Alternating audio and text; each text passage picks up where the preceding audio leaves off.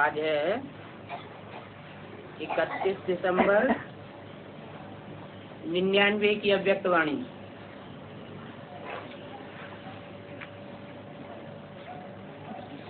Heading दिया है नई सदी में अपनी चलन और चेहरे से फरिश्ते स्वरूप को प्रत्यक्ष करो।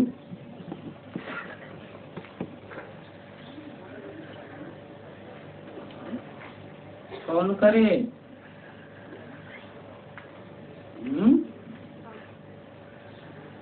कौन करे? पहले एडवांस पार्टी करे या पीछे पीछे आने वाली पार्टी करे? पहले एडवांस पार्टी करे।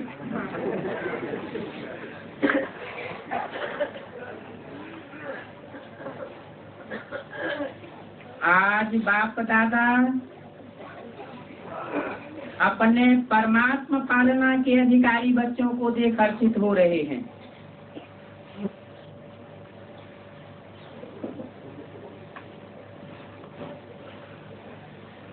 इसलिए वेदवाणी में क्या बोला? एक है परमात्मा पालना डायरेक्ट लेने वाले, इनडायरेक्ट लेने वाले। एक है परमात्मा पालना डायरेक्ट लेने वाले, एक है डायरेक्ट परमात्मा पढ़ाई पढ़ने वाले।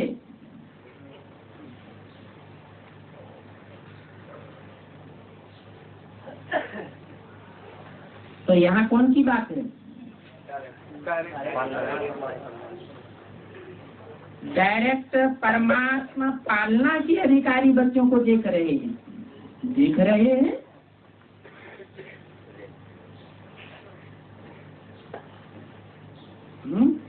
देखा कैसे जाता है? बिना खुद से। अच्छा, तो डायरेक्ट परमात्मा पालना के अधिकारी बच्चे जहाँ वाणी चलाई जा रही है, कहाँ चलाई जा रही थी? माउंट आबू में। और माउंट आबू में जो हाल में बैठे हुए थे वही तो आंखों से देखे जा रहे थे। तो डायरेक्ट परमात्मा पालना के अधिकारी बच्चे कहे जाएंगे, हैं? क्यों क्यों नहीं कहे जाएंगे? गुलजार दादी में परमात्मा की प्रवेशता नहीं होती है क्या? नहीं। परमात्मा की प्रवेशता, अच्छा परम पिता की प्रवेशता होती होगी, हैं? दोनों क्यों नहीं? परम पिता परमात्मा शिव की प्रवेशता नहीं होती। पक्का प्रूफ क्या है? बिना प्रूफ और प्रमाण के अगर कोई बात कह दी तो कोई मानेगा नहीं। हाँ, पहली बात तो ये है कि परमात्मा की प्रवेशता में और मनुष्य आत्माओं की प्रवेशता में अंतर होना चाहिए कि नहीं होना चाहिए? मुख्य अंतर क्या होता है? दुनिया में भी प्रेत आत्माएं माना मनुष्य आत्माएं प्रवेश करती हैं, तो जिसमें प्रवेश करती हैं उसका पार्ट बंद हो जाता है। उस आत्मा को पता नहीं चलता, शरीरधारी को, कि मेरे तन से क्या एक्ट की गई और क्या बोला गया। बाद में पता चलता है जब लोग बताते हैं। तो ये तो हुई मनुष्य आत्मा की प्रवेशता, जिसमें सूक्ष्म शरीर के दबाव का ऐसा असर होता है शरीरधारी आत्मा के ऊपर कि वो आत्मा दब जाती है।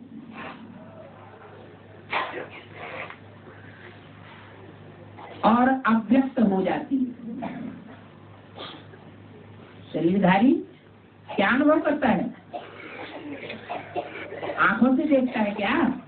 शरीरधारी आत्मा ना आंखों से देखती है, न कानों से सुनती है और न कुछ बातचीत करती है। सूक्ष्म शरीर का दबाव होने के कारण वो आत्मा अपनी एक्ट बंद कर देती है। और कौन सी आत्मा सक्रिय हो जाती? जो प्रवेश करती है, सूक्ष्म शरीरधारी आत्मा, मनुष्य आत्मा, वो सक्रिय हो जाती है। लेकिन परमपिता परमात्मा की प्रवेशता में क्या अंतर है? जो दादा लेखराज ब्रह्मा टाइटलधारी के तन में प्रवेश करने पर प्रत्यक्ष अनुभव में आया ब्राह्मणों को, क्या उनको मुरली दोबारा पढ़नी पड़ती थी? नहीं पढ़नी पड़ती थी। क्या उनकी आंखें देखती नहीं थी उस समय, जिस समय परमात्मा बाप आकर मुरली का हाथ चलाते थे? देखती थी। तो ब्रह्मा की सोल भी साथ में देखती थी, सुनती थी, और बीच बीच में इंटरफियर करके बोलती भी थी। ऐसी मुरली में आया है ना।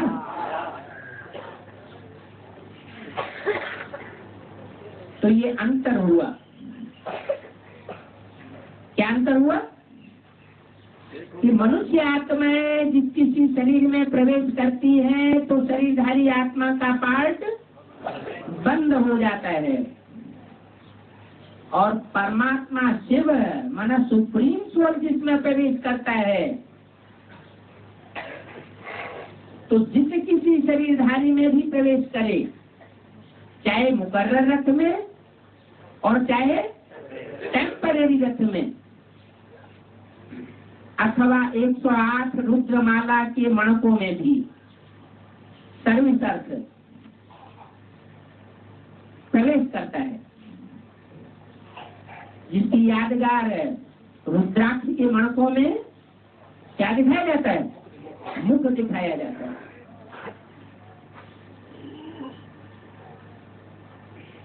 तो सुप्रीम सोल जिनमें भी प्रवेश करता है उनकी आत्मा पूर्ण सक्रिय रहती है उस समय। क्यों? कोई कारण तो होना चाहिए। हाँ, सुप्रीम सोल बाप को अपना शरीर नहीं होता, न स्थूल शरीर होता है और न सूक्ष्म शरीर होता है।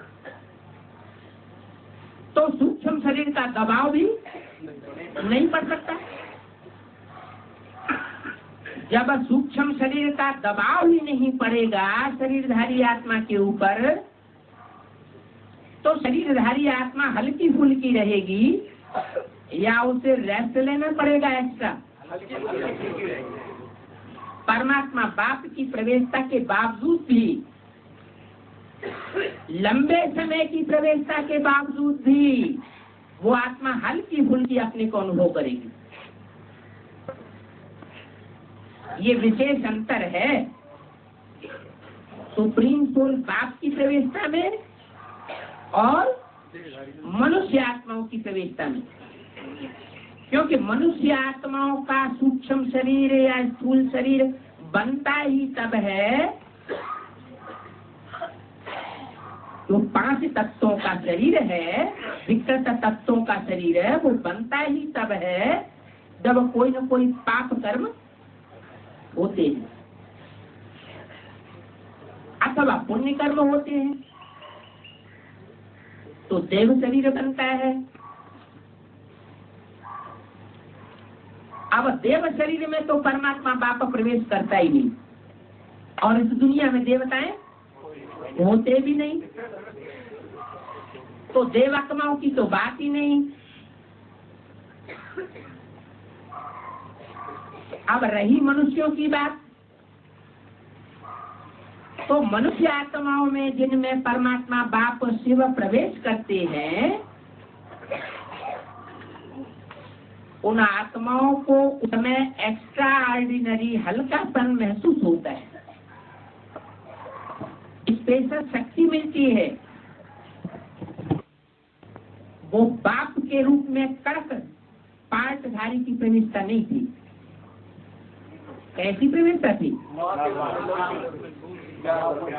लचीला पार्ट बजाने वाली माँ के रूप में सुप्रीम सोल की प्रवेशता थी, जो सबने अनुभव की। उस समय का कोई भी ऐसा साकार ब्राह्मण इस समय जीवित अवस्था में नहीं होगा जो ये कहे कि बाबा ने हमको प्यार नहीं दिया। 1 सेकंड भी कोई मिला, 10 सेकंड भी कोई मिला है अपने जीवन में, तो वो यही कहता हुआ पाया जाएगा कि बाबा ने दुनिया में हमको जितना प्यार दिया बाबा से हमको जितने प्यार की अनुभूति हुई उतनी दुनिया में और किसी से नहीं हुई।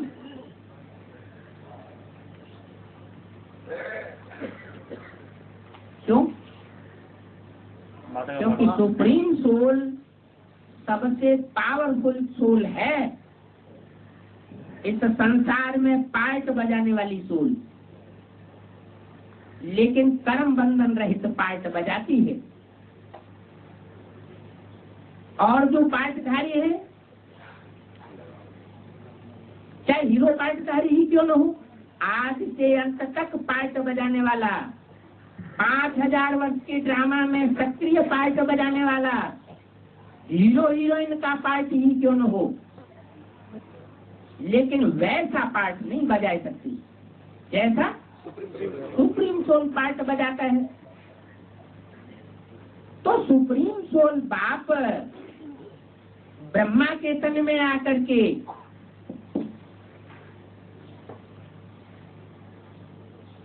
जो अनुभूति बच्चों को कराई, वो अनुभूति बच्चों को प्यार की पालना देने के बाद शक्ति का अनुभव कराती है ना। जैसे दुनिया में जो बच्चे माँ का प्यार लेते हैं और जो बच्चे माँ का प्यार नहीं ले पाते, कारण या कारण, तो दोनों में भाग्यशाली कौन माना जाता है? माँ का प्यार लेने वाले भाग्यशाली माने जाते हैं। भाग्यशाली का मतलब है अगले जन्मों पिछले जन्मों के लिए नहीं। भाग्यशाली का मतलब उसी साकारी शरीर के जन्म में जिसमें उन्हें माँ की पालना मिली है, उसमें वे विशेष भाग्यशाली हैं। भाग्यशाली किस आधार पर होता है? तन के आधार पर, तन का सुख जीवन में महसूस करते रहे, मन के आधार पर मन का सुख जीवन में महसूस करते रहे, धन के आधार पर सारा जीवन धन के आधार पर अपने को भाग्यशाली अनुभव करते रहे। संपर्की और जो भी संबंधी हैं, उन सब के आधार पर उनको सुख जीवन महसूस होता है, तो उनको कहेंगे भाग्यशाली। तो ऐसे जो भाग्यशाली बच्चे हैं जिन्होंने ब्रह्मा बाप की पालना ली, आदि यज्ञ से लेकर और 69 तक,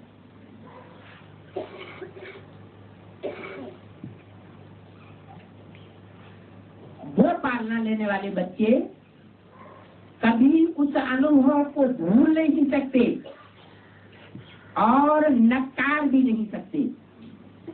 क्या ये नहीं कह सकते कि गुलजार दादी से हमको जितना स्नेह और प्यार मिला उतना हमें बाबा से नहीं मिला, दादा देवराज ब्रह्मा के रूप से नहीं मिला, ये नहीं कह सकते। और जिन्होंने गुलजार दादी के रूप के द्वारा, अव्यक्त स्वरूप के द्वारा आदि तक पालना ली है और दादा देवराज ब्रह्मा के पालना की बात सुनी है, वो भी ये नहीं कह सकते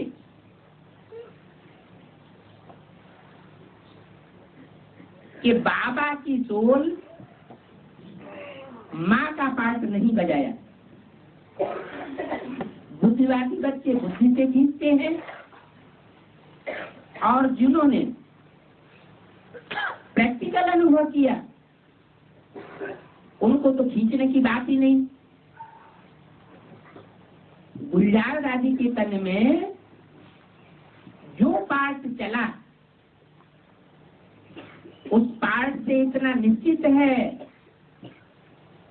कि ब्राह्मण परिवार का विस्तार भले हुआ है, लेकिन अंदरूनी गुण, अंदरूनी शक्तियां वो छीन होती गई है।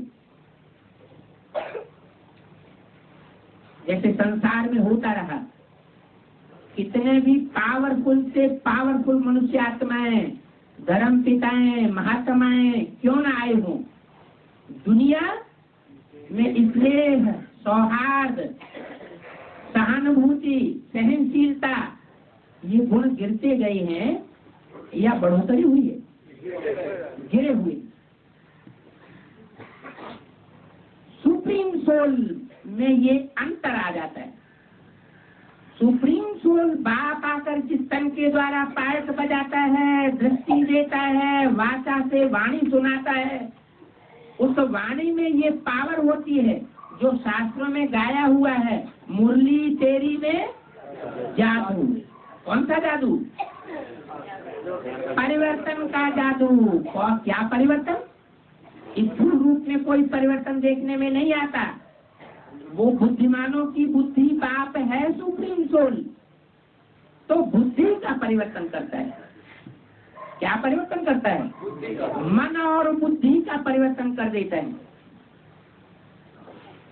उसकी मुरली में वो जादू है जो सुनने वालों और देखने वालों को डायरेक्ट असर करता है, और वो न चाहते हुए भी परिवर्तन की ओर बढ़ जाते हैं। ये अंतर है मनुष्य आत्माओं की प्रवेशता में और सुप्रीम सोल बाप की प्रवेशता में। जो भारत में गायन है कि 5 पांडव थे जिनको भगवान की कृपा दृष्टि मिलती थी, भगवान से डायरेक्ट बात करते थे, बैठते थे, सोते थे, तुम संग खाऊं, तुम संग खेलूं, तुम संग श्वासों श्वास साथ निभाऊं। गोपियों का भी गायन है। तो वो गायन प्रैक्टिकल रूप का है, साकार शरीर के संग का गायन है, या सिर्फ अव्यक्त रूप में है? प्रैक्टिकल में साकार का गायन है। तो इससे साबित होता है कि गुलजार दादी में सुप्रीम सोल नहीं आता, सिर्फ ब्रह्मा की सोल, पावरफुल सोल, मनुष्य आत्मा की सोल या ऊंचे से ऊंची देवात्मा की सोल प्रवेश करती है। वर्तमान समय की ऊंचे से ऊंची देवात्मा है कौन? दादा लेकर आज ब्रह्मा की सोल माना कृष्ण की सोल, लेकिन भगवान नहीं है, गॉड फादर उसको नहीं कह सकते। इसलिए मनुष्य की वाणी कितनी भी लुभावनी हो सकती है। बहुत अच्छा सुनाया, बहुत पावरफुल वाणी चली, कहेंगे उस समय तत्काल अनुभव भी करेंगे, लेकिन परिवर्तन नहीं हो पाता। मनुष्य की वाणी मनुष्य को सुधार नहीं सकती। अगर मनुष्य ही मनुष्य को सुधार सके तो सदगुरु परमात्मा बाप को इस धरती पर आने की दरकार नहीं है। तो गुलजार दादी के अंदर जो पाठ चलता है वो सिर्फ ब्रह्मा की सोल का चलता है। अब कोई ये कहे कि अगर सिर्फ ब्रह्मा की सोल ही पाठ बजाती है तो बाप दादा क्यों कहा जाता है? बाप दादा बोले ये क्यों कहा जाता है? तो उसका कारण भी मुरलियों में बाबा ने बता दिया, वाणी में भी बता दिया। तुम बच्चे मेरे को जितना बुद्धि से याद करते हो उतना मैं तुम्हारे साथ ही हूँ। तो उन बच्चों की लिस्ट में ब्रह्मा की सोल नहीं है क्या? है ना? तो ब्रह्मा की सोल भी जब प्रवेश करती है गुलजार दादी में इतने बच्चों के बीच में प्रवेश करती है, स्टेज पर बैठ करके प्रवेश करके बोल रही है, तो क्या बाप की याद में अलर्ट नहीं रहती होगी? वो भी तो पावरफुल सोल है, वो सुप्रीम सोल बाप की याद में अलर्ट रहती है। तो बाप के साथ है या नहीं है? साथ है। यही कारण है कि उस मुरली में जादू भले नहीं है, लेकिन वो मुरली नहीं, अव्यक्त वाणी, उस अव्यक्त वाणी में परिवर्तन का जादू भले नहीं है, लेकिन वो अव्यक्त वाणी बच्चों को बहुत प्यारी लगती है। क्यों? कारण क्या?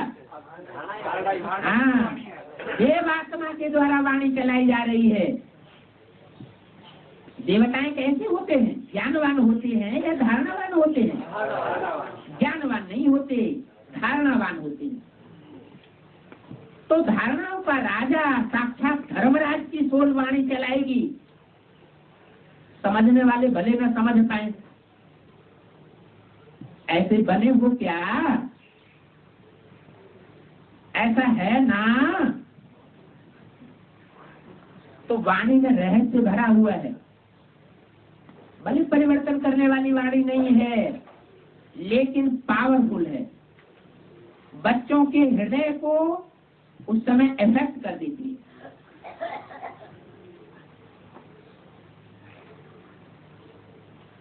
तो ब्रह्मा की सोल गुलजार दादी के द्वारा जो पाठ बजाती है, वो बच्चों में तत्क्षण परिवर्तन करती है। लेकिन जैसे दुनिया में गुरु लोग होते हैं, महात्मा लोग होते हैं, धर्म पिताएं होते हैं, महात्माओं का प्रवचन होता है बड़ी से बड़ी सभा में, लाखों लाख की भी सभा इकट्ठी होती है महात्माओं के सामने, और उस समय बहुत अच्छा सुनाया, बहुत अच्छा बोला, रोते भी हैं, हंसते भी हैं, और फिर पल्लू झाड़ के चले जाते। स्थायी असर नहीं रहता। इसलिए सृष्टि का परिवर्तन नहीं हो पाता। स्थायी परिवर्तन जो है परमात्मा बाप सुप्रीम सोल ही कर सकता है। इस सृष्टि का परिवर्तन, सदा काल का परिवर्तन सदा शिव के अलावा और कोई सोल नहीं कर सकती। 2500 वर्ष की हिस्ट्री हमारे सामने है। बड़े से बड़े धर्म पिताएं आए, महात्माएं आए और इस सृष्टि रूपी मकान की थोप थाप करके वापस चले गए। कोई ने अरब देश में की, कोई ने यूरोपीय देश में की, कोई ने बौद्ध खंड में की, कोई ने पंजाब में की। ये सृष्टि की मरम्मत तो की है, लेकिन सारी सृष्टि को पुराने से नया कोई नहीं बना सका। मरम्मत कितने दिन चलेगी? मरम्मत ज्यादा समय नहीं चलती, फिर सृष्टि रूपी मकान पुराना का पुराना ही हो जाता है। तो ऐसे ही गुलजार दादी के थ्रू जो मनुष्य आत्मा पाठ बजाय रही है, वो सदा काल का परिवर्तन करने वाली वाणी नहीं है। कितने साल हो गए? 31 वर्ष हो गए। 31 वर्ष में जैसे दुनिया का पॉपुलेशन बढ़ती जाती है और हर देश के अंदर से, हर मनुष्य के अंदर से शक्ति और गुण क्षीण होते जाते हैं, ऐसे ही ब्राह्मण परिवार में शक्तियां और गुण क्षीण होते जा रहे हैं, पुरुषार्थ भी क्षीण होता जा रहा है। यहाँ तक कि परमात्मा बाप सुप्रीम सोल ने जो ज्ञान की वाणी चलाई, उसका महत्व ही खत्म कर दिया। कोई भी धर्म में ऐसा नहीं हुआ होगा कि अपने धर्म पिता के वंश को नष्ट कर दिया जाए, टूट ही खत्म कर दिया जाए। लेकिन ब्राह्मण परिवार में ऐसा हुआ। क्या हुआ? सुप्रीम सोल बाप ने ब्रह्मा के मुख से जो उच्छ्वास वेदवाणी निकाली,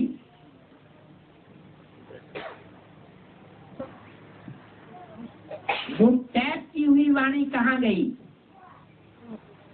वो तारीख वाइज टैप रिकॉर्ड में किए हुए महावाक्य तारीख वाइज कहाँ गए? पक्का प्रूफ तो खत्म कर दिया गया। कोई धर्म में ऐसी ग्लानि नहीं होती परमात्मा बाप की। चलो धर्म पिता चला जाए, उसके बाद ग्लानि हो तो भी ठीक। ये तो अभी ब्रह्मा की सोल है, मौजूद है,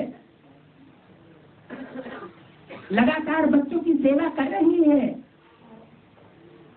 उसके बावजूद भी ब्रह्मा की वाणी को नष्ट कर दिया गया। बदला मिलेगा बदला तो नहीं, ब्रह्मा की सोल है। मनुष्य आत्माओं का ये स्वभाव है, वो जितना प्यार करती है उतनी फिर मारने की भी शक्ति रखती है। मनुष्य आत्माएं अगर दोस्ती करेंगी तो दूसरी तरफ दुश्मनी भी कर सकती है। जो प्यार करते हैं मनुष्य, प्यार करते हैं एक तरफ और दूसरी तरफ ठुकराते भी हैं। सुप्रीम सोल वो सिर्फ प्यार ही प्यार करता है, प्यार का सागर है। इसलिए मुरली में क्या बोला? धर्मराज मेरे साथ है। ये नहीं मैं धर्मराज हूँ, ऐसा मुर्गियों में कहीं बोला? सुप्रीम सोल ने कभी बोला कि मैं धर्मराज हूँ? नहीं, धर्मराज मेरा राइट हैंड है। अभी राइट हैंड है, बाद में लेफ्ट हैंड भी बनेगा, हत्ता मारेगा। जो ब्रह्मा की सोल ने इतना प्यार दिया, उस प्यार का जो इतना तिरस्कार किया गया, जैसे शास्त्रों में दिखाते हैं, कृष्ण के पांव में बहेलिये ने तीर मारा, घाव हो गया और वो मर गए। बताओ, इतनी पावरफुल सोल, भगवान सर्वशक्तिमान, और पांव में तीर लगने से मर जाए, शरीर छोड़ जाए। ये सब कवियों की भाषा है, प्रतीकात्मक अलंकारिक भाषा होती है। पांव किसे कहा जाता है? बुद्ध रूपी पांव। जैसे पांव से चलकर कहीं पहुंचते हैं, ऐसे बुद्धि से भी पहुंचा जाता है। कहते ना, तुम्हारी बुद्धि वहां तक नहीं पहुंचेगी जहां तक गुरु जी की पहुंची हुई है। तो कोई पांव की बात हो रही है, मिसाल दिया जाता है बुद्ध रूपी पांव से। तो पांव में तीर लगने से उनके प्राण पखेरु उड़ गए। उसका अर्थ क्या हुआ? ये शूटिंग कहाँ होती है? ये ब्राह्मणों की संगम की दुनिया में ही शूटिंग होती है। कृष्ण की सोल कौन? दादा लेखराज ब्रह्मा। कोई बहेलिये ने उनके बुद्धि में ऐसा घाव बन दिया, ऐसी बात का तीर मारा, प्यारी माँ के प्राण पखेरु उड़ गए। लेकिन दृढ़ इच्छा शक्ति वाली माता थी, इसलिए स्थूल शरीर भले न रहा, फिर भी सूक्ष्म शरीर रहने के कारण सूक्ष्म शरीर से वो अपना कार्य कर रही है। सूक्ष्म शरीर से भी तब तक कार्य करती है जब तक का सुप्रीम सोल बाप के समान पार्ट न बजाए। बाप समान स्टेज पर पहुंचती है बीज रूप स्टेज में, यहाँ तक कि सूक्ष्म शरीर बिल्कुल खलास हो जाता है। सूक्ष्म शरीर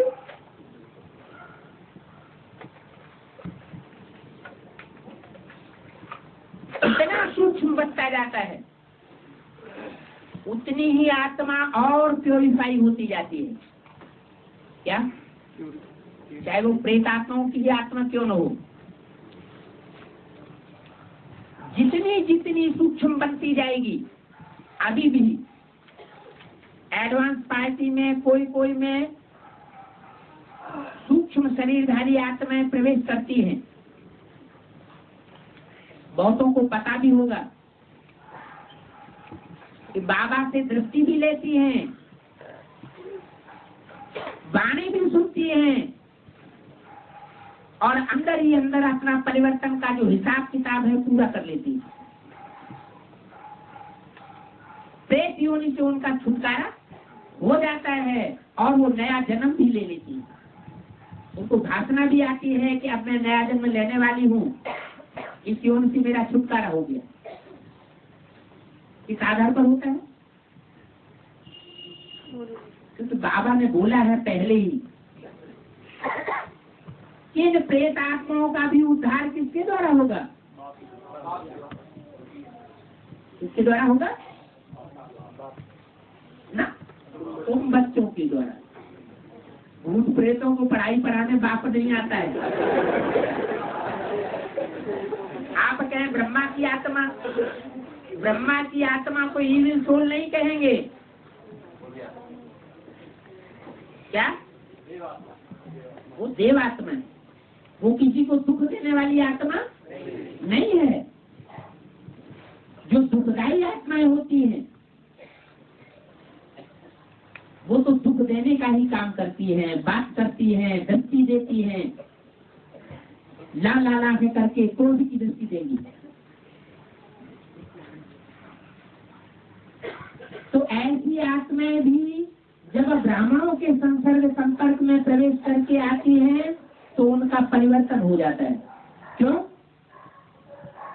उनको उस संगठन में आकर के पता चलता है कि परमात्मा बाप सुप्रीम सोल ज्योति बिंदु है, मैं सूक्ष्म शरीरधारी अल्पकाल के लिए हूँ। ये सूक्ष्म शरीर नष्ट हो सकता है अगर मैं बिंदु रूप में रहने की कोशिश करूं, या बिंदु रूप में रहने वाला जो बाप है उस बाप से दृष्टि लूं। अक्सर सूक्ष्म शरीरधारी आत्माएं दृष्टि लेती ही नहीं,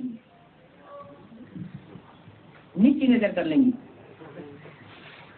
अगर दृष्टि लेती रहे तो बहुत जल्दी उनका परिवर्तन हो जाता है। तो जैसे और सूक्ष्म शरीरधारी आत्माएं हैं वो बिंदु रूप स्टेज में पहुंच करके अपने सूक्ष्म शरीर से हिसाब किताब जल्दी पूरा कर लेती हैं, ऐसे ही ब्रह्मा की सोल भी जो भी चंद्रवंश के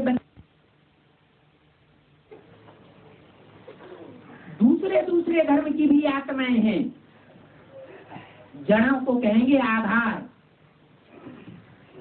उनमें इस्लाम वंशी भी हैं, बौद्धी वंशी, क्रिश्चियन वंशी, सिख वंशी, सभी वंश के हैं। लेकिन ब्रह्मा के वंश के कौन हुए? ब्रह्मा तो ज्ञान चंद्रमा है, तो ज्ञान चंद्रमा के वंश के जो चंद्रवंशी बच्चे हैं जिनसे विजयमाला तैयार होनी है, जो बच्चे अभी तैयार नहीं हो सके हैं, जिनसे सारे ब्राह्मण परिवार का परिवर्तन होना है, वो परिवर्तन शक्ति जिसके लिए मुरली में बोला है एक रानी मक्खी निकलेगी उसके पीछे पीछे सारा झाड़ जाएगा। कहाँ जाएगा? कहाँ जाएगा? एडवांस पार्टी की प्लानिंग पार्टी है। तो प्लानिंग पार्टी एक और एक ग्रुप मिलकर के 11 की पावर वाले हो जाएंगे। दूसरे धर्म वाली जो आत्माएं हैं ब्राह्मणों के अंदर वो तो विरोध ही करती रहेंगी, लेकिन सूर्यवंशी और चंद्रवंशी मिलकर के माला प्रत्यक्ष हो जाएगी।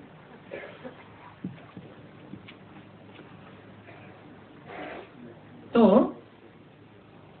इससे एक बात क्लियर हुई कि ब्रह्मा की सोल 69 के बाद जो सूक्ष्म शरीर का दबाव था, वो बीज रूप आत्माओं के संसर्ग संपर्क में आते आते वो सूक्ष्म शरीर लगातार नष्ट होता जा रहा है। इसका प्रूफ क्या है? इसका प्रूफ ये है कि 69 में जब शुरू में वाणी चलती थी, अव्यक्त वाणी, तो आवाज से चलती थी। क्या? आवाज से चलती थी। आवाज से चलती थी। धीरे धीरे वो आवाज खत्म होती गई और बोलने में जैसे तकलीफ महसूस होती है। वो सब सूक्ष्म शरीर भी स्थिर होने में उस आत्मा को कठिनाई अनुभव होती है। पहले जो अव्यक्तवाणी 2-4 घंटे चलती थी, कम समय चलती थी, अभी वही वाणी धीरे धीरे सारी रात गुजर जाती है, अव्यक्तवाणी पूरी हो पाती। माना वो कृष्ण की सोल, दादा लेखराज ब्रह्मा की सोल, बाबा वो एक आदमी शरीर छोड़ दिया इधर, अभी एक बच्चा शरीर छोड़ दिया तो बोला जरा आवाज बाहर जा रहा है, तो अपने स्पीकर अंदर की तरफ बीज रूप स्टेज धारण करती जा रही है। जब बीज रूप संपूर्ण स्टेज हो जाए, बाप समान स्टेज हो जाए, कौन से बाप समान है? सुप्रीम सोल बाप समान, या जो सृष्टि मनुष्य सृष्टि की बीज रूप आत्मा है उसके समान। जो सृष्टि की बीज रूप आत्मा है उस बीज रूप आत्मा के समान दृष्टि वृत्ति और कृति हो जाए, अथवा बीज रूप आत्मा की दृष्टि वृत्ति कृति गुण और शक्तियों के आधार पर माँ के समान हो जाए। बाप बच्चे को प्रत्यक्ष करता है, बच्चा बाप को प्रत्यक्ष करता है, तो दोनों एक हो जाए। जब एक हो जाते हैं तो कहा जाता है एंड सन्स कंपनी। कारोबार तीव्र गति से चल सकता है। तो सुप्रीम सोल बाप तो आया ही हुआ है, किस लिए? सब बच्चों के संकल्प एक करने के लिए। दुनिया वाले तो ऐसे ही कहते हैं आत्मा परमात्मा में लीन हो जाती है। माना आत्मा का अस्तित्व अपना नष्ट हो जाता है। एक तरफ ये कहते हैं और दूसरी तरफ कहते हैं कल्प कल्प लगे प्रभु अवतारा, हर त्रेता युग में राम का जन्म होता है।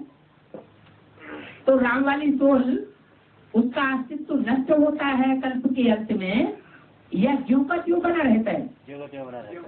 कोई नहीं ऐसी आत्मा है जो सत्य रूपी रंगमंच पर आकर के हर कल्प में पार्ट न बजाए। जिसका जो पार्ट निश्चित है वही पार्ट उसको हर कल्प में बजाना पड़ता है। तो सुप्रीम सोल बाप जब इस सृष्टि पर आता है तो हम बच्चों को मंत्र ही क्या देता है? मन मना भव, मेरे मन में समा जा।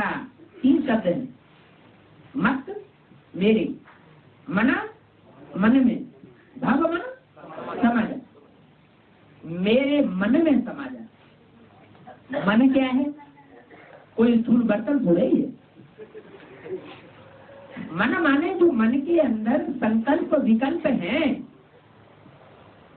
उनकी जो गति है, जैसी सुप्रीम सोल बाप की गति है, वैसी ही स्टेज हम बच्चे धारण कर ले। तो उस गति को धारण करने में गॉड इज वन। गॉड किसको कहा जाता है? सुप्रीम सोल बाप को। तो मुरली में बोला गॉड इज वन, तो गॉड का बच्चा भी वन कहा जाता है। क्या? गॉड के भी बच्चे सत्य रूपी वृक्ष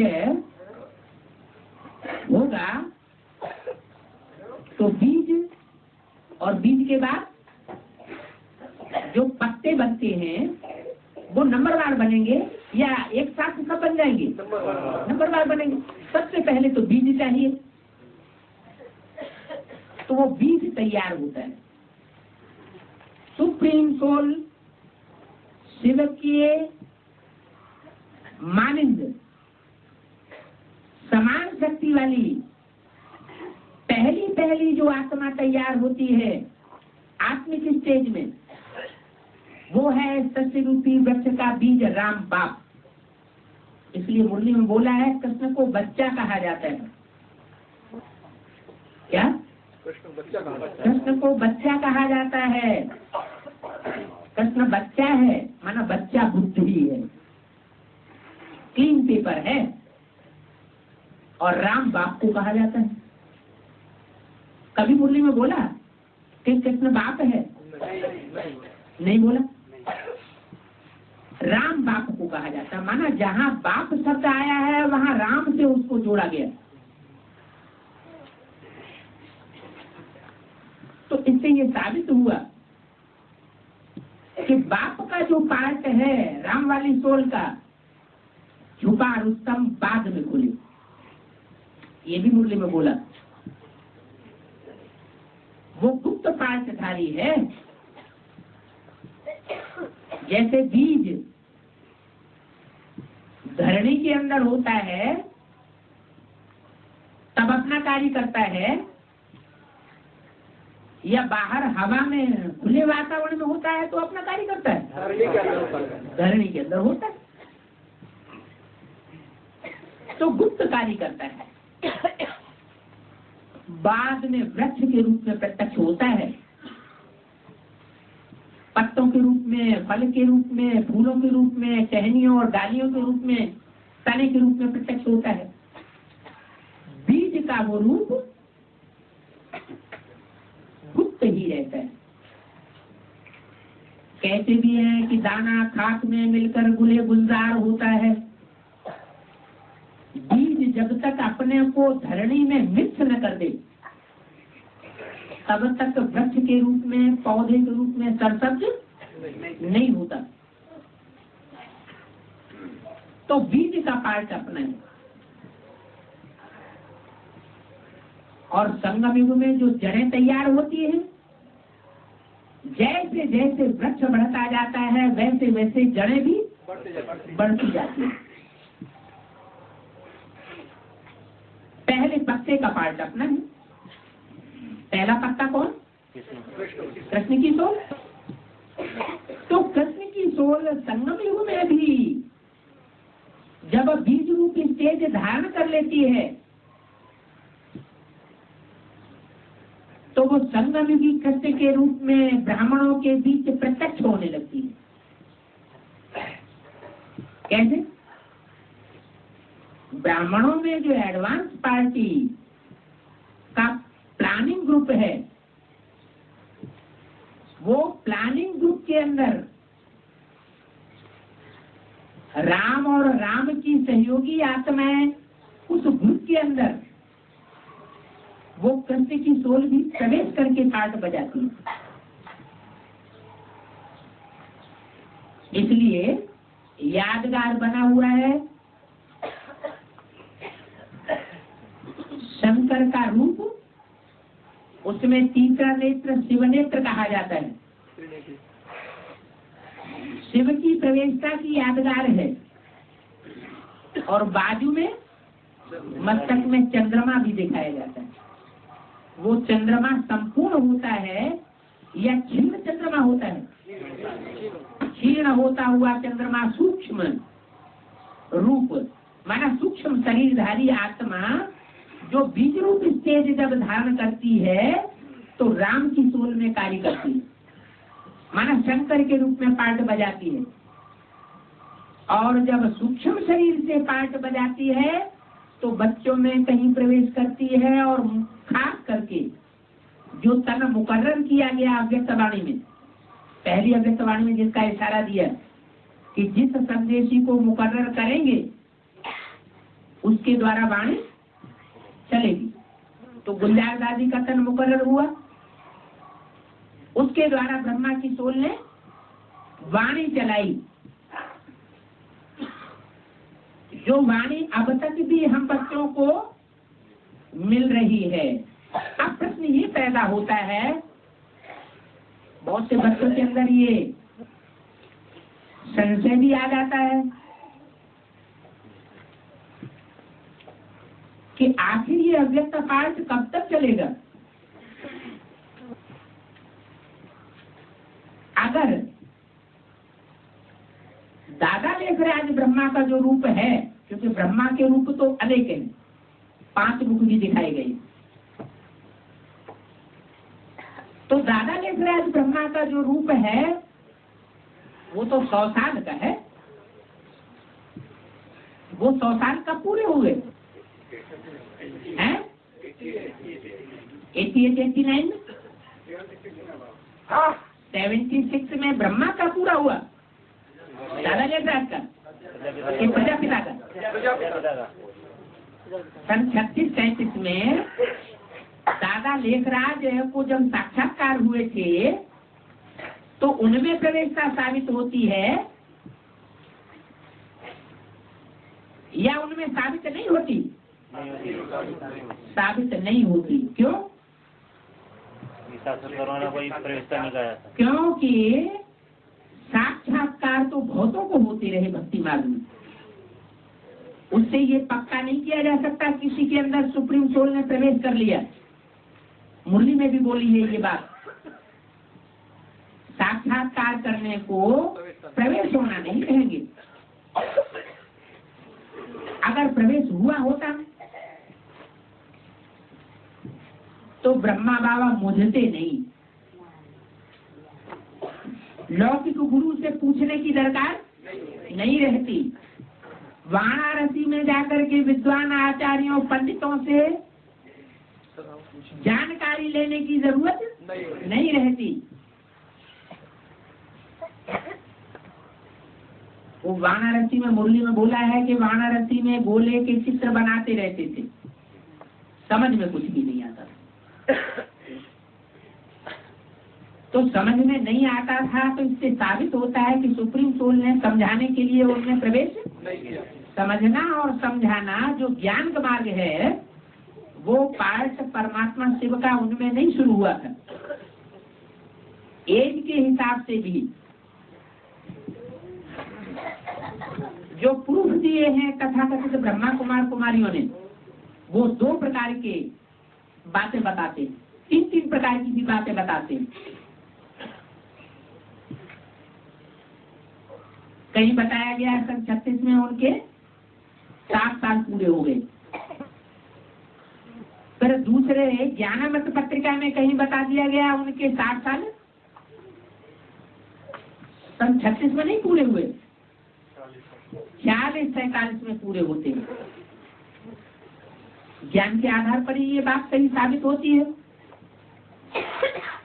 क्योंकि मुरलियों में जब बोला गया है मम्मा बाबा को भी डायरेक्शन देने वाले बच्चे थे, तो मम्मा बाबा से भी ज्यादा सशक्त कोई आत्मा यज्ञ में हुई ना, उनको कौन डायरेक्शन देगा? उनके ऊपर अथॉरिटी कौन चला सकता है? तो उनसे बड़ी अथॉरिटी होगी तो वो राम वाली सोल, वो सीता वाला पार्ट, वो यज्ञ के आदि में थे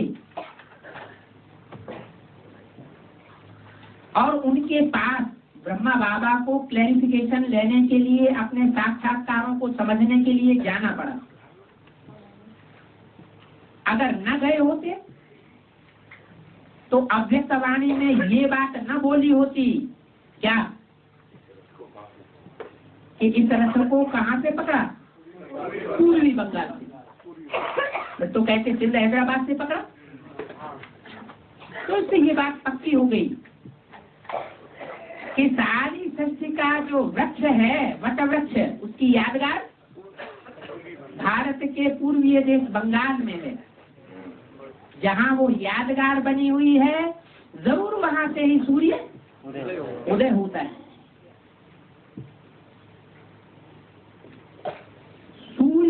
ज्ञान सूर्य।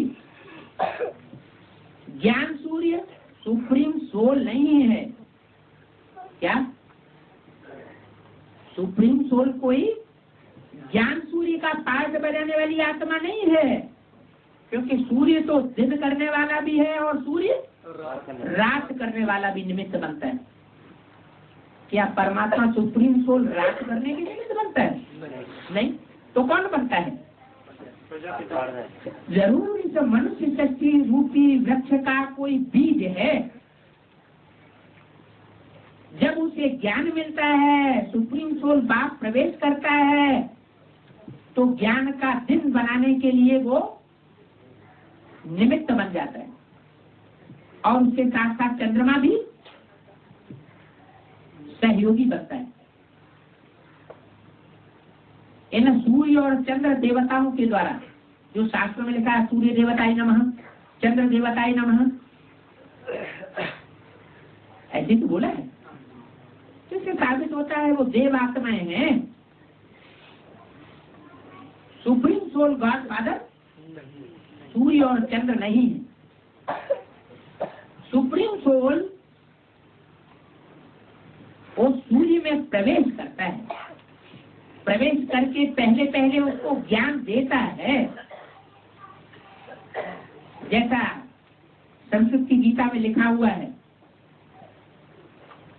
कि ये ज्ञान सबसे पहले किसको दिया? सूर्य को दिया। तो सत्य रूपी वृक्ष का जो बीज है, वो बीज निमित्त बनता है। राम वाली आत्मा बीजारोपण के निमित्त बनती है। किस बात का बीज? ज्ञान का बीज। तो ब्रह्मा की सोल को पूर्वी बंगाल में जाना पड़ता है, सिंध हैदराबाद छोड़ करके, और वहां जाकर के जो निमित्त आत्मा है उसके द्वारा अपने साक्षात्कारों का क्लैरिफिकेशन लेना पड़ता है। ब्रह्मा बाबा को साक्षात्कारों का क्लैरिफिकेशन मिलता है, और क्योंकि उन्हीं को साक्षात्कार हुए थे प्रैक्टिकल में, इसलिए उनकी भावना पक्की बैठ जाती है। प्रजापिता की उतनी धारणा पक्की नहीं होती, क्योंकि उन्होंने तो साक्षात्कार किया ही नहीं, और शुरुआत में इतना ज्ञान भी नहीं होता है। तो ज्ञान न होने के कारण वो जो निमित्त बनी हुई आत्मा है, शुरुआत की है बीज रूप आत्मा है, वो यज्ञ छोड़ जाती है। वो बुद्धिवादी आत्मा है। बुद्धिवादी आत्माओं को बुद्धि का पूरा डोज नहीं मिलता है, तो अभी भी ब्राह्मणों में ये देखा जाता है कि कोई पूरा नहीं समझाते हैं, तो जिज्ञासा अधूरी रहने के कारण वो आत्माएं छोड़ करके चली जाती। तो बुद्धिवादी आत्माएं चली गई। जो भावनावादी आत्माएं थी, साक्षात्कार के आधार पर चलने वाली, वो ग्रुप रह गया, जिसका नाम बाद में पड़ता है चंद्रवंशी ग्रुप। ज्ञान चंद्रमा का आधार लेकर चलने वाले वो सारे जितने भी दूसरे धर्म के हैं सूर्यवंश के अलावा, वो सारे ही ज्ञान चंद्रमा का आधार लेते हैं। कोई पक्का पक्का सच्चा आधार लेते हैं और कोई मिथ्या आधार लेते हैं। चंद्रमा की भी बात मानेंगे तो इस्लाम धर्म या बौद्ध वंश का जो हेड होगा उसकी भी बात मानेंगे, तो मिक्स भी हो जाते हैं, इसलिए कन्वर्ट हो जाते हैं। कहने का मतलब यह है कि यज्ञ के शुरुआत में ही कृष्ण की सोल दादा लेखराज ब्रह्मा ने राम बाप से ज्ञान का बीज धारण किया, इसलिए वो माता हो गई, बीज को धारण करने वाली। लेकिन डायरेक्ट माता नहीं हुई, बीच में कौन? गीता माता आ गई, धरणी माता, ज्ञान चंद्रमा का जो असली रूप है,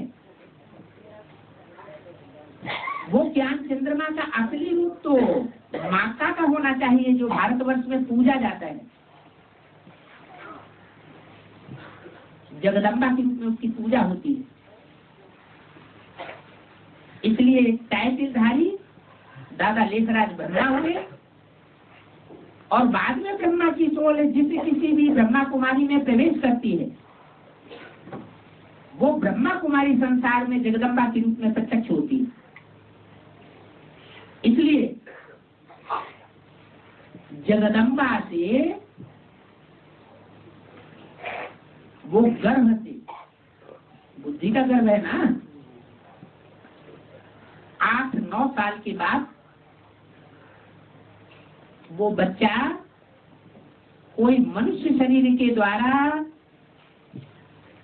प्रत्यक्ष होता है।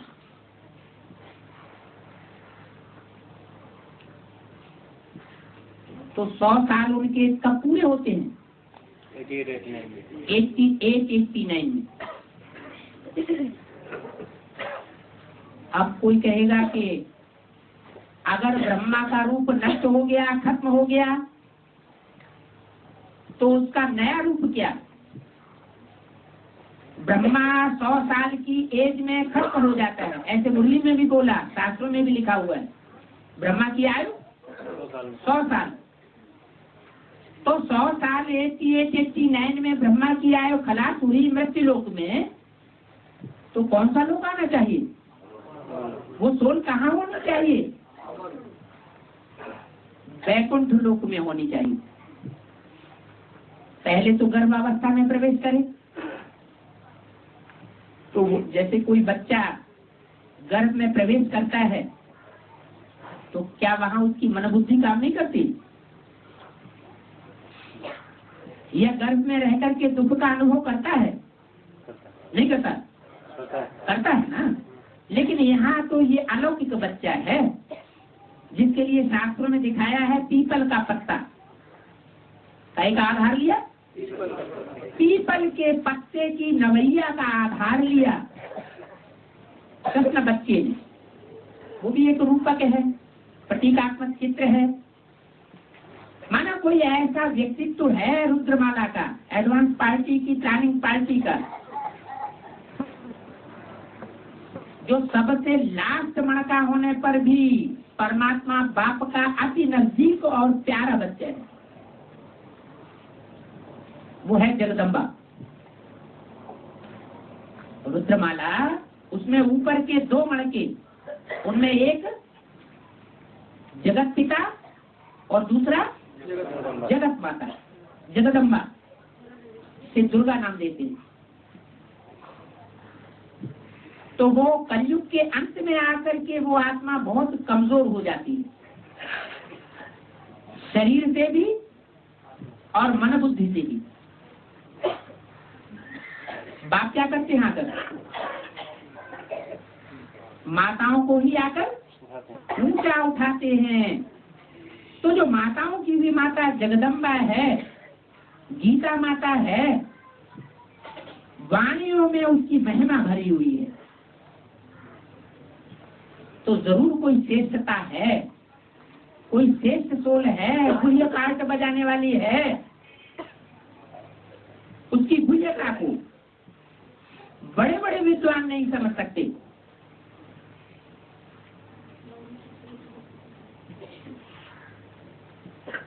कैसे भी भारत में कहा भी जाता है,